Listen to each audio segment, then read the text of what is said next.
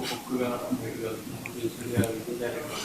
మిగతా రాజకీయ వచ్చేసి కూడా ప్రజలు ఆ విషయంలో ఏం చేస్తారు? బేసిక్లీ ఒకటి గుర్తుపెట్టుకోవాలి, 11 మంది మాకు రాజ్యసభ సభ్యులు ఉన్నారు. పోయిన వాళ్ళు ఎంత? 3 పోయినారు. సాయిరెడ్డితో కలుపుకుంటూ 4 పోయినారు. బేసిక్లీ పోయే ప్రతి ఒక్కరికి కూడా నేను ఒకటే మాటే చెప్తా, రాజకీయాలలో ఉన్నప్పుడు క్యారెక్టర్, క్రెడిబిలిటీ అనే పదానికి అర్థం తెలిసిందా. రాజకీయాలలో ఉన్నప్పుడు కాలర్ ఎగరేసుకొని చెప్పాలి, ఫలానోడు మా నాయకుడు అని. అది ముఖ్యమంత్రి అయినా సరే, ఎమ్మెల్యే ఎంపీ అలాంటి ఆయనైనా సరే, ఎమ్మెల్యే అయినా ఇలాంటి అయినా సరే, ఎవరి గురించి అయినా కానీ ఇట్లా గొప్పగా చెప్తాం. కానీ మనమంతటి మనమే ప్రలోభాలకు లొంగో, భయపడో, ఏదో కారణం చేత మనమంతటి మనమే మన వ్యక్తిత్వాన్ని, మన క్యారెక్టర్ని, మన క్రెడిబిలిటీని మనం బలంగా పెట్టి మనం కాంప్రమైజ్ అయ్యి అటువైపు మనం పోతే మన గౌరవం ఏంది, మన వాల్యూ ఏంది, మన క్యారెక్టర్ ఏంది, మన క్రెడిబిలిటీ ఏంది? ప్రతి ఒక్కరూ రాజకీయాల్లో ఉన్నప్పుడు ఆలోచన చేసుకోవాలి. ఈ కష్టం అనేది ఎల్లకాలం ఉండదు. డెమోక్రసీ అంటేనే 5 years. మ్యాక్సిమం నీకున్న కష్టకాలం 5 years. 5 years if you can just hold on, then your time will come. One should always have the patience, always have the character and credibility within ourselves to stand up. అది సాయిరెడ్డికైనా అంతే, పోయిన 3 ఎంపీలకైనా అంతే. ఒకవేళ నువ్వు చెప్తా అన్నట్టు ఇంకో ఒకడో అరో ఇంకా పోయే కార్యక్రమం జరిగితే వాళ్ళకైనా ఇంతే. ఒకటి చెప్తా ఉన్నా, వైఎస్ఆర్సీపీ ఈరోజు ఉంది అని అంటే అది వీళ్ళందరి వల్ల లేదు. వైఎస్ఆర్సీపీ ఈరోజు ఉంది అని అంటే దేవుడి దయ, ప్రజల ఆశీస్సుల వల్ల వైఎస్ఆర్సీపీ ఈరోజు ఉంది. ఒక లీడర్గా మనం ప్రవర్తించే తీరు తలెత్తుకునే విధంగా ఉండేట్టుగా ఎప్పటికీ ఉంటే ప్రజలు ఎప్పుడూ ఆశీర్వదిస్తారు.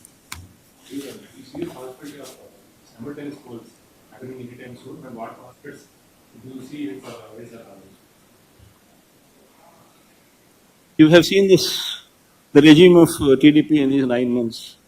I've given a detailed presentation. Do you think anybody would vote for him? I'd appreciate if you would vote for him. Sir, you've talked about how Jagan 1.0 and what all has done. Jagan 2.0 is what you're pitching. Yesterday, Andhra Pradesh IT Minister Nara Lokesh says 1.0, we saw the results public gave to Jagan. What do you expect 2.0 to come out of? Your response on this? It's exactly. I mean, whatever I had spoken to you, whatever I had spoken to, was yesterday telecasted. The message was also very clearly told, that very clearly communicated yesterday. So the most important thing is, I had given a detailed presentation today, and you have been a witness to that presentation. Now you tell me whether it is Lokesh or whether it is Chandrababu Naidu or whether it is Pawan Kalyan or Yallaya or Punnaya. Why would anybody vote for you? People would only vote for you only when you stand up to your word. Only when you fulfill what you have spoken in your own manifesto. You have given a word to the people. You have communicated that you will do so many things to people. You have spoken about Super 6, you have spoken about Super 7. Now, if you were to not deliver whatever you had spoken, would it not be treated as betrayal by the people?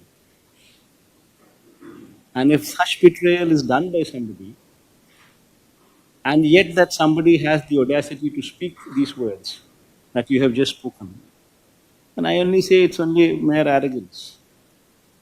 And ultimately, people will teach them a lesson. So the Higher Education Ministry also recently, in the ACER report that came out, it has been said that the last 5 years there hasn't been much development in higher education and education department in Andhra Pradesh. Several students have been lacking as well. This, the TDP is alleging as a lapse in YSRCP governance, because of which, the students were unable to reach that full potential. ACER report usually, what was this ACER report? When did it come out? When did they do the survey? I think they did it in December. December which year? 2024. Then, from June to December, is it not good enough period for somebody to ruin the education system? You should ask yourself the same question.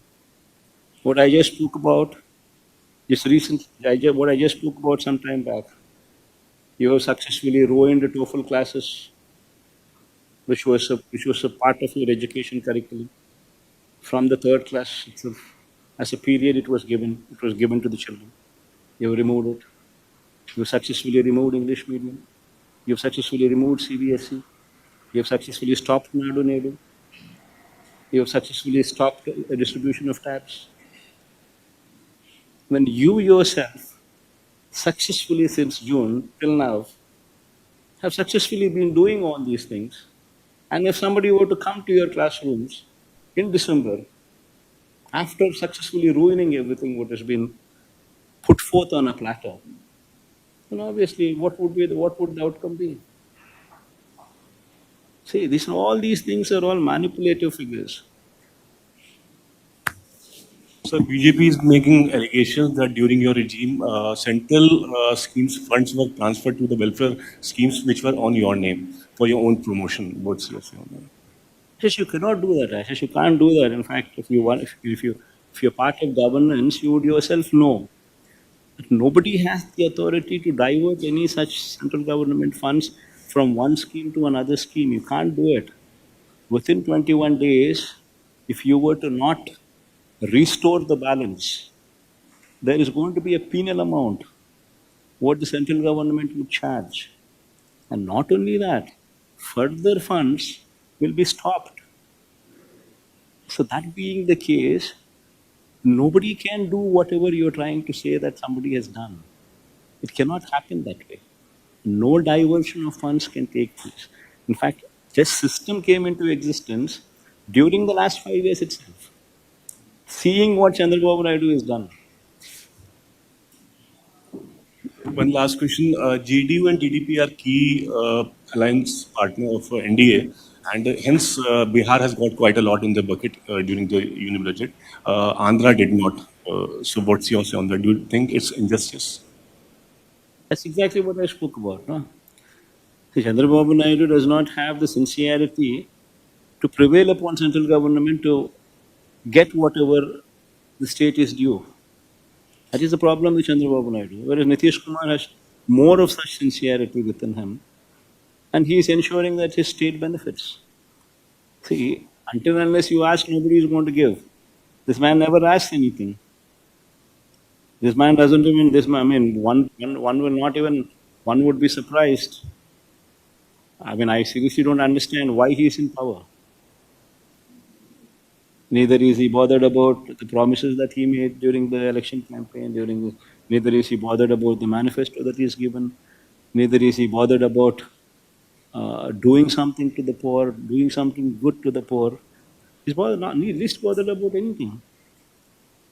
His only purpose in life to be in that chair is to loot the state. That is what we've been seeing in these 9 months. Whether I like it or not, this is the reality which has been displayed in these 9 months. All these facts that I have just put forth, nothing out of heartburn. These are all plain facts that I have presented right in front of your eyes. None of these facts that I have presented, not even one single aspect is a lie. You can go through the entire data